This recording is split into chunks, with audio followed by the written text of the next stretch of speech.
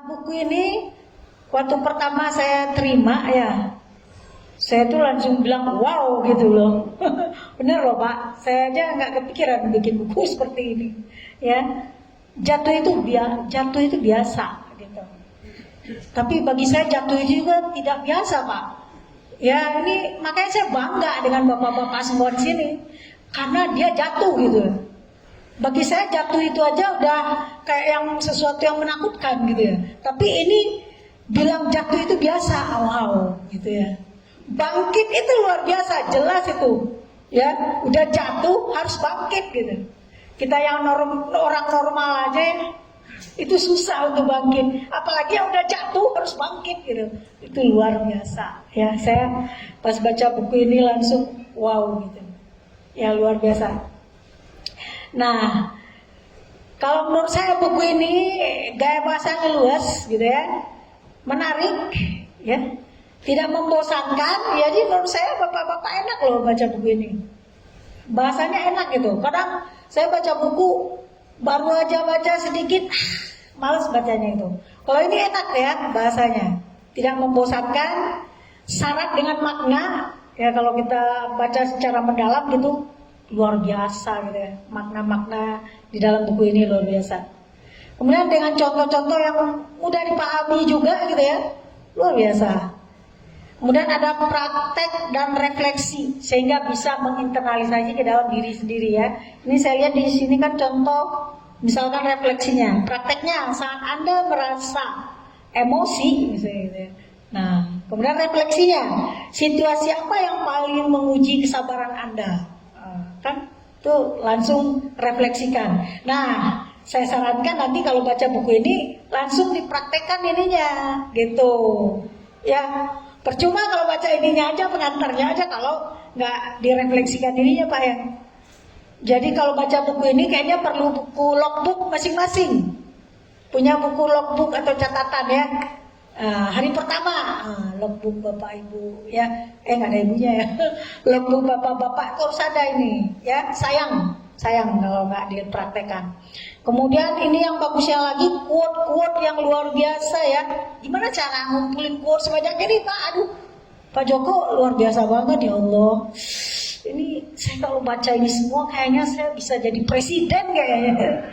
Beneran ini Pak, makanya ini bapak-bapak harus baca ini, luar biasa banget ya. Luar biasa. Harus. Nah, di samping semua bahasan-bahasan yang menarik dan penuh makna, saya juga lihat ada beberapa kontroversi yang menarik gitu ya dalam buku ini. Misalkan halaman 101 itu berterima kasih pada orang yang menyakiti. Aduh, kata saya, luar biasa banget. Kepada orang yang menyakiti kita berterima kasih. Itu kan kontroversi ya. Coba kalau dipikir-pikir gitu ya, udah nyakitin malah kita terima kasih ke dia gitu, kayaknya berat ya gitu ya. Saya itu pas baca-baca apa sih maksudnya ini gitu ya, kok berterima kasih pada orang yang menyakiti gitu ya.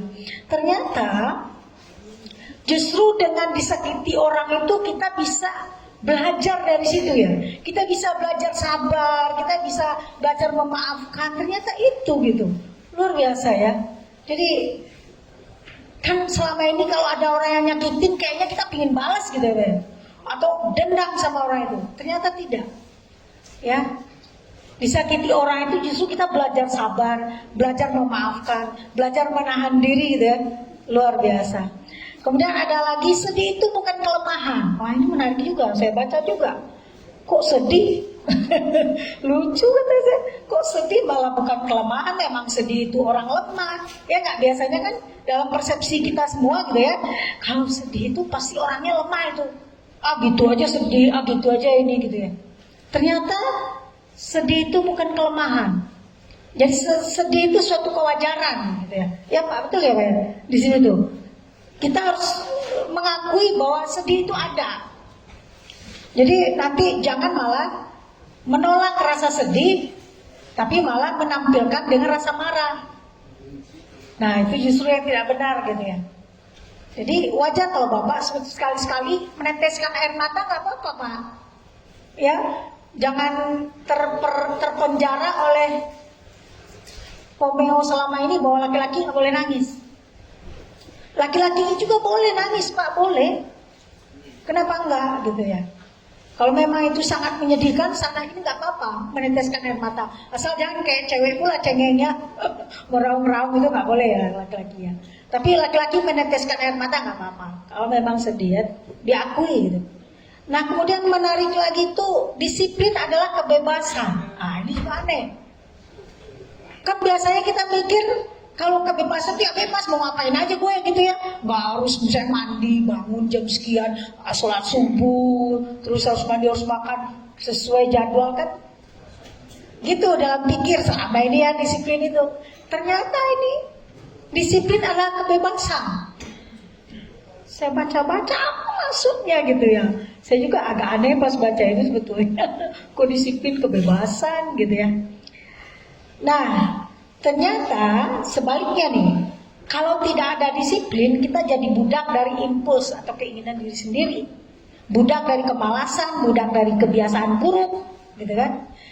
Nah, dengan kita disiplin, justru kita terbebas dari semua kebiasaan buruk itu.